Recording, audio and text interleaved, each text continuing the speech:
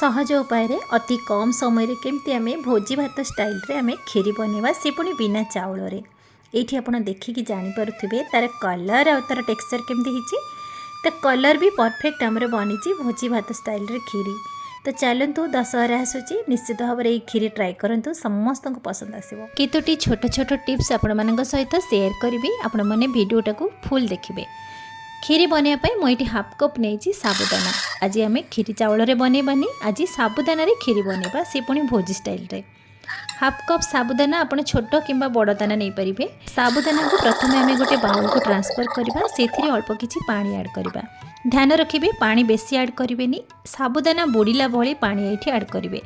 ये देखूँ ये भाव में आपड़ एतिकी ही पानी देवे बास। एबे आमे ताको 5 ରୁ 10 मिनिट ताको कवर करके छाड़ीदबा साबुदाना को बतुरीबा पाई।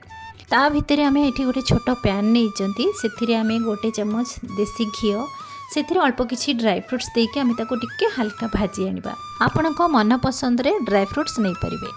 तो ये आमर ड्राई फ्रुट्स भाजी हो गलानी। तो ये आम गोटे प्लेट को काढ़ी आनिबा। सेम पैन सेम घी अच्छी से आम 2 ग्लास क्षीर ऐड करिसेंती। आपण पैकेट क्षीर किंबा गाई क्षीर नहीं पारिबे। तो मुझे 2 ग्लास क्षीर ऐड करी आम भल से क्षीर को फुटेबा। तो जेहेतु हाफ कप आम साबुदाना नहीं तो मुझे 1 लिटर क्षीर नहीं। आपण साबुदाना क्वांटिटी अनुसार बेसी कम करें। क्षीर फुटिला भितर मुझे काजू आलमंड्स किसी पानी रे भिजेकी रखीदी। ताकू एबे आम अल्प किसी पानी देकी गोटे छोट ब्लेंडिंग जार रे तार आम गोटे पेस्ट बनैबा। तो जो पानी रे मु काजू भिजी थी से ही पानी मु यूज करी। तो ये देखो ये भाव में काजू और आलमंड्स पेस्ट बनीगला। ये आमर क्षीर भी फुटिक रेडी। क्षीर फुटी फुटी जिते बहलिया हो आसे तार सर भी बाहरी आसे। तो यही सर सब पैन चारिपटे लगी थाए। तो आप स्पैचुला साहाय्य क्षीर सर को यही भाव में आप कोरी कोरिकी क्षीर सहित मिसईदेवे। क्षीर सर से बहुत ही बढ़िया टेस्ट आसे। तो क्षीर टेस्ट 2 गुणा बढ़ी थाए।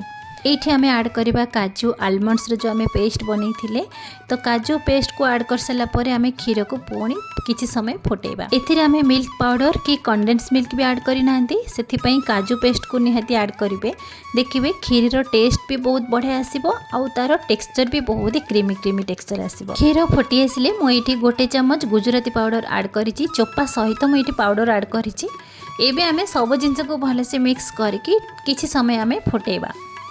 यही भाव में आप देखिए थरे बनातु बिना चाउल बहुत ही टेस्टी बनब आ हेल्दी भी बनब। ये आप देखुवे एपर्यंत आम चीनी ऐड करना।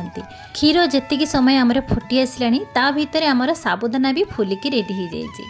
ये देखिपे साबुदाना परफेक्ट आमर भिजी जाइए आ फुली भी जाइए। जेतिकी पानी एथिरे ऐड करथिले परफेक्ट आम पानी देइथिले। जदि अधिक पानी देई थांते साबुदाना अधिक भिजी जाई थांता। क्षीर रे ऐड कला माने ही साबुदाना खोली जाई थांता। तो साबुदानार जो दाना दाना टेक्सचरटा जमा भी देखा जीवनी से आप अल्प पानी देकी ही भिजेबे।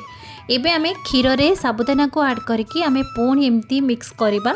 एमती स्पैचुला धीरे धीरे एमती मिक्स करुवे। गैस रो फ्लेम को मीडियम रे रखुवे। एठी आमे क्षीर को 1 मिनिट पर्यंत टिके कवर करके ताको छाड़ीबा। एठी अन्यमनस्क हेबेनी कि खीरी को छाड़िकी कुआडे जिबेनी। तो एठी अन्यमनस्क हैला माने खीरी पोड़ी जिबार चांस अछि आ उतुरिकी तळे पड़ी जिबार भी चांस अछि। 1 मिनिट जस्ट घोड़ेबे कवर को, बेसी समय घोड़ेबेनी। 1 मिनिट पर कवर काढ़ी ये देखुं केते सुंदर भाव में खीरी आमर बहलिया भी धीरे धीरे हो आसलानी आ साबुदाना भी गोटा गोटा रही। एबे मु गैस फ्लेम को पूरा बंद कर देछि आपन को देखैली। तापर आमे खीर को एमती गोळैथिबा। खीर को यही भाव में गोलेबे। साबुदाना भी आमर परफेक्ट भी सीझी जाइए आ बेसी भी घांटी भी ना गोटा गोटा भी रही।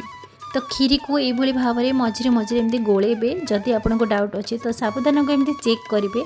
देखिए परफेक्ट आमर जेली टाइप साबुदाना बनी जाइए। तो ये आम चीनी एपर्यंत भी ऐड करना कि चीनी को भी कैरामलाइज भी आम करना। तो ताहले आम भोजी भात भली टेस्ट आउ तार कलर भी केमती आसीबो। खीर को सेमिति छाड़ी दिंतु गैस फ्लेम को बंद करके। एपटे आम गोटे पैन बसैबा से हाफ कप पानी ऐड करवा। तो मुझे 1 कप गुड़ नहीं। हाफ कप साबुदाना नहीं 1 कप पाखापाखि 1 कप रु अधिक टिके गुड़ नहीं। आपण टेस्ट अनुसार ये गुड़ ऐड करेंगे। तो खाली गुड़ को पैन रे ऐड करेंगे टिके पानी देके ऐड करेंगे नहेले पोड़ी जबार चांस थाए। तो पानी सहित गुड़ को एमती भाव में मिक्स करेंगे आउ ताको भल से मेल्ट करेंगे। तो तो ये आम गुड़ को भल से फुटेबा, बेसी फुटेबेनी तो आमको बेसी सीरा बनैबार ना, कहीं बेसी गुड़ को फुटेले से टिके हार्ड हो जाए। तो से आम गैस को स्लो रे रखिकी आम गुड़ को एमती फुटेबा। जस्ट टिके एमती फुटी आसीबो, फेण फेण हो आसीबो, तार पानी अंशरा टिके सुखिला हो आसीबो, आ आमर परफेक्ट गुड़टा रही आसीबो। ए स्टेज रे आम गैस रो फ्लेम को बंद कर देबा। ये देखंतु परफेक्ट आमर माने गुड़ सीरा टाइप रो बनी जाइए। एबे आमे एपटे जो खीरी बसई थिले गैस रो फ्लेम को बंद करके भी बसई थिले। ए स्टेज रे आमे गुड़र जो सीरा बनई चंती आमे ताको टिके हल्का ठंडा करके ए खीरी रे ऐड करबा।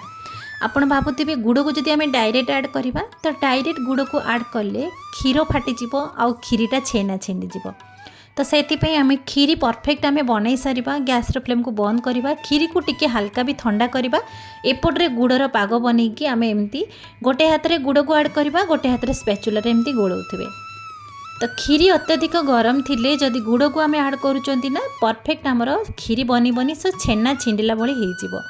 तो सेथिपाई ध्यान रखिबे, एटा निहाती इम्पोर्टेंस। एभली भाव में छोट छोट टिप्स को आप निहाती भाव में मन रखुद। ये भाव में गुड़ खीरी बनइबे, देखिए परफेक्ट बनिबो। तो ये देखंतु गैस रो फ्लेम मु एपर्यंत बंद रखी, बिल्कुल भी ऑन करिनी। गुड़ ऐड कर सारा पर एबे आमे खीरी सहित भल से मिक्स करबा। ये देखंतु आमर कलर भी परफेक्ट पळि आसीची, भोजी स्टाइल खीरी भली। कहीं कहबेनी आपण बिना चावल रे बनैचंती बोली। तार टेक्सचर भी क्रीमी क्रीमी टेक्सचर भी हो आसूची। ये खीरी जिते ठंडा हम ना सेते बहलिया हो आसीबो। ये खीरी जस्ट हल्का उषुम अच्छी। तो एबे आमे परफेक्ट मिक्स कर सारा पर ये देखंतु केते सुंदर आमर क्रीमी क्रीमी टेक्सचर भी आसीची, आ कलर भी आसीची, आ साबुदाना भी एमती दानेदार भी अच्छे। तो बहुत सुंदर भी लगुच खीरी देखा। आपण मानकु तो निश्चित भाव में पसंद आसीथिबो। तो यही खीरी आपण दशहरा तो आसूची, नवरात्रि रे निश्चित भाव में बनातु, भोग लगातु, निजे खातु, समस्त को खुआतु। ये खीरी टिके ठंडा ही आसिले देखंतु जेते ठंडा ही आसीबो खीरी सेते धीरे धीरे बहलिया आसीबो। जेहेतु साबुदाना रे बना होईजी तो से धीरे धीरे टिके बहलिया भी हेई आसीबो। आपण एटी भाजिकी रखिथिबा ड्राई फ्रूट्स मध्ये एटी ऐड करिवे, किंबा प्रथमरु ऐड करके गोली पारिबे, किंबा लास्ट रे आपण ऐड करि पारिबे। तो मु प्रथमरु ड्राई फ्रूट्स ऐड करी नाही, तो मु एटी लास्ट रे गार्निशिंग करूची ड्राई फ्रूट्स को। तापरे आपण एमती रखि पारिबे, किंबा आपण सर्व करि पारिबे। तो छोट छोट एभली भाव में टिप्स को फॉलो करंतु, देखिबे निश्चित भाव में परफेक्ट बनिबो। के कहबेनी आपण बिना चीनी रे बनैचंती बोली। गुड़ खीरी एभली भाव में बना हेची। तो आपण मानकु देखैली। तो केमिति लागिला आज रेसिपी आपण मानकु निश्चित भाव में पसंद आसीथिबो। जदि पसंद आसीथिबो बिंदुरोसई चैनल को सब्सक्राइब करिवे, लाइक शेयर कमेंट करने को जमा भी भूलिबेनी। पुणी देखा नुआ वीडियो रे। से पर्यंत नमस्कार।